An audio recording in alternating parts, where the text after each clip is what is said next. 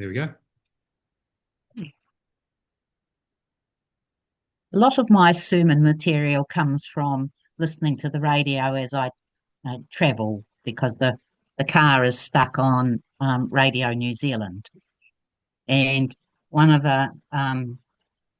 Catherine Ryan was talking to a man who was a court reporter, had been a court reporter for some 40 years, and was telling about an extraordinary experience that he had in the court case of a young man in the States, another mass shooter, um, and and what came and what happened within that process. So this was a young man who, at 21 years old in 2019, had driven some 10 hours across the state of Texas from Dallas to El Paso down on the border, um, with the stated intention of shooting Hispanics because they had come to invade his country and take over the government and the economy and needed to be destroyed. He went down, he posted his manifesto and mission statement online prior to starting the shooting, and then proceeded to shoot uh, 23 people fatally and 22 people severely injured. So the court case is 5 years down the track, and um, the judge, in the interests of, um,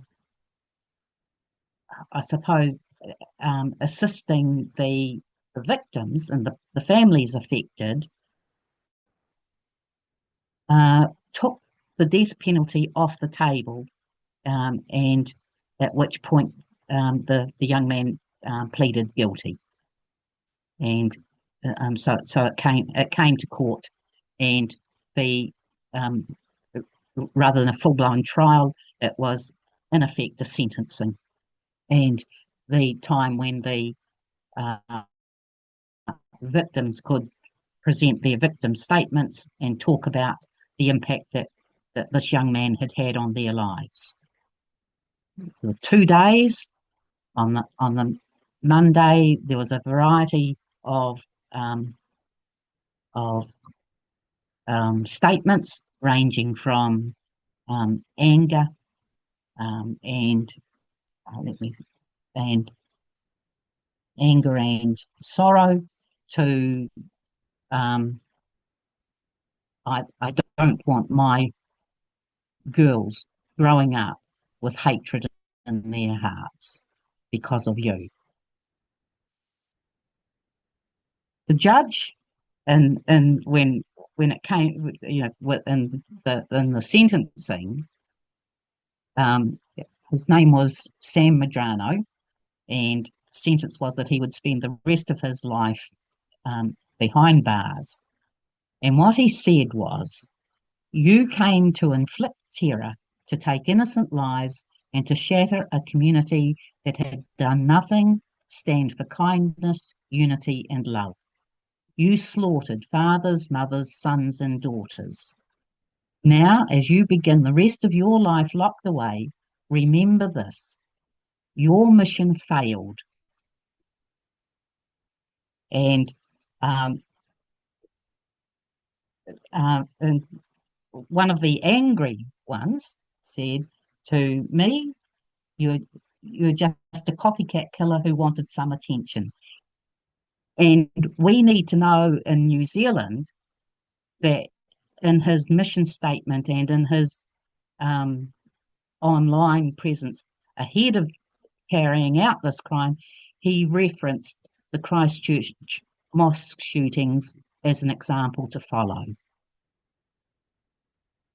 Um, but he all the man who gave the angry response to him also made note of the fact that he would have had an effect on his own family, that he would have damaged their standing and their ability um, to be who they are in their communities. And he said, I notice your family isn't here. They'll probably have to hide for the rest of their lives because of the evil you brought upon their name. And then this court reporter was saying, then this other woman got up to speak. Yolanda Tiniero, um, her brother had lost his life in a mass shooting, and she asked if she could embrace the man, if she could embrace him, as because she believed by doing that would help her, her help give her closure. And the judge said to her, "Ma'am, would it truly give you, help you in this matter?" And she said yes, and he gave permission.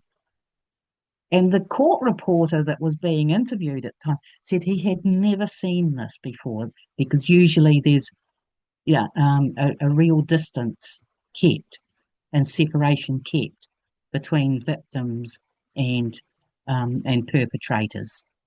That the people that were in the court alongside the perpetrator were there to protect him. They were paid to protect him if anything got out of hand. So she went ahead and she hugged him. And then another woman who had spoken the day before asked if she could do the same. And and her because her statement the day before had been the one that said, you know, uh, I've lost my husband. My daughters have lost their hero, their father.